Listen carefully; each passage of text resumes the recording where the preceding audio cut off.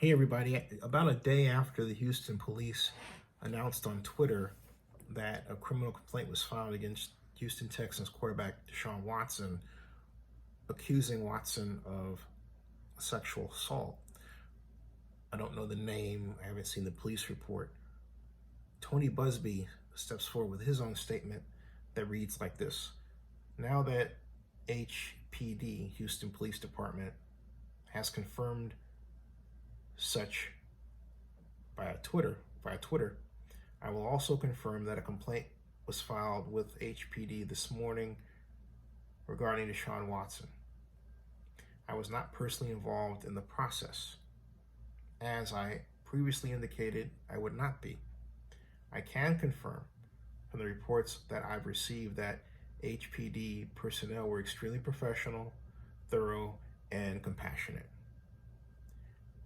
I will also confirm that other criminal complaints will follow, as previously indicated, in Houston and in other jurisdictions and within and with other agencies. I will let the authorities do their jobs and will continue to do mine on behalf of these courageous women. I will remind everyone following this story that what is in play here is more than the future record of a football team or a star quarterback.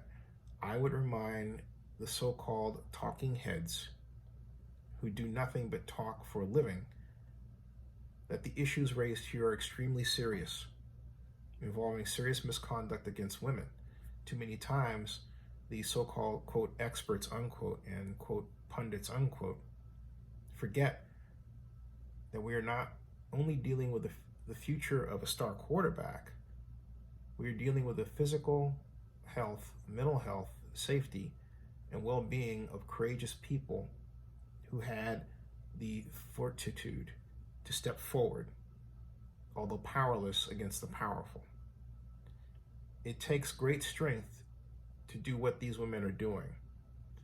I would continue to devote my attention and efforts to them and could give a damn about those detractors whose first reaction is to attack these women or me. I can also confirm that we have filed case number 22 today. The allegations therein are similar to the others that are now public record. Okay, now here's what I have to say about this, since first of all, Tony Buzbee has not named or presented a single female client. And I said this again, and I'll repeat it again and again and again. I'm accustomed to my friend Gloria Allred presenting her female clients for interview by myself and other members of the press so they can explain their allegations, be it against Bill Cosby as Beverly Johnson did, or as other clients of Gloria Allred have done with respect to the late Herman Cain, and General Petraeus, among others. If Tony Buzbee had followed the Gloria Allred model, there would be not only nothing for anyone to say, because it would be clear and cut and dried who asserted that their rights were violated, but this entire matter would have taken an entirely different turn. For me, as the cousin of the late Fred Lane Jr., I have seen time and again since his passing and the advent of social media, a rush to judgment to try and convict someone in what really isn't a court of public opinion, but a court of manufactured opinion, because you don't know who's actually working the accounts on any of these social media devices. And that's what they are. This isn't the town square where people who you can see are rendering an opinion. And this certainly isn't a court of law. So it looked for all the world, and it still does, like Tony Buzbee is trying to engineer Deshaun Watson to give a lot of money up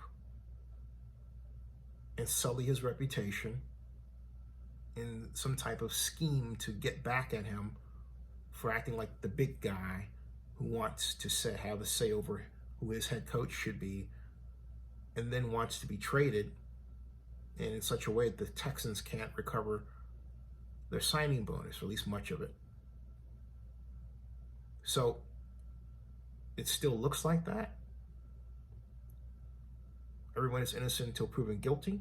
And something else too. Tony talks about the powerful versus the powerless.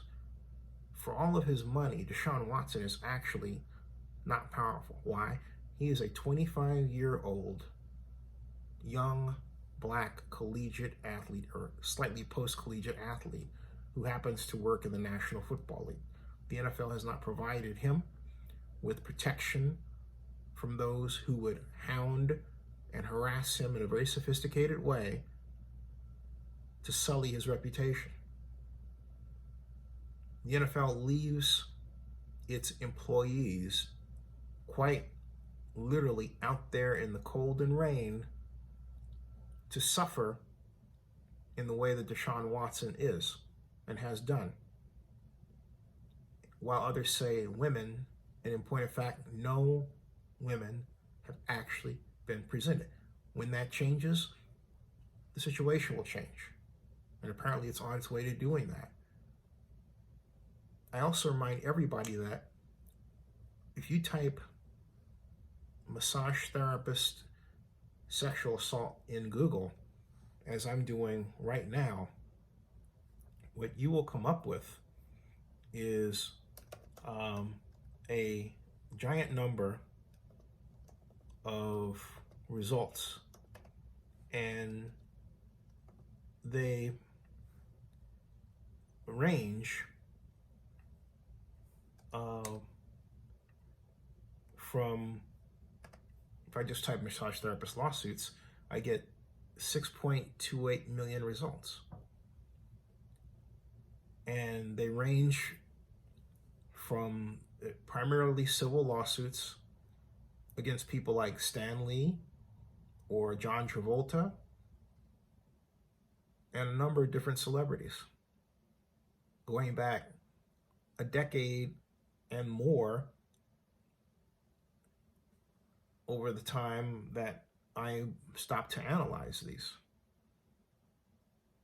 There is a common, constant theme here to which I would say, hey, you know what?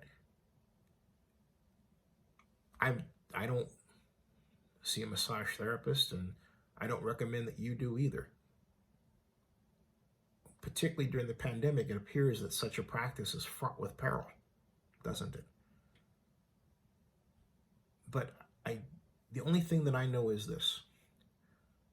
Fred Lane Jr.'s wife, Deidre Lane, lied when she said that he was violent toward her. She lied because she was trying to take his money. She didn't want family members, including myself, to talk or spend time with him. She basically controlled him. Keep that in mind. Subscribe to Zinni62 and bookmark localnewsnow.com. Happy Easter.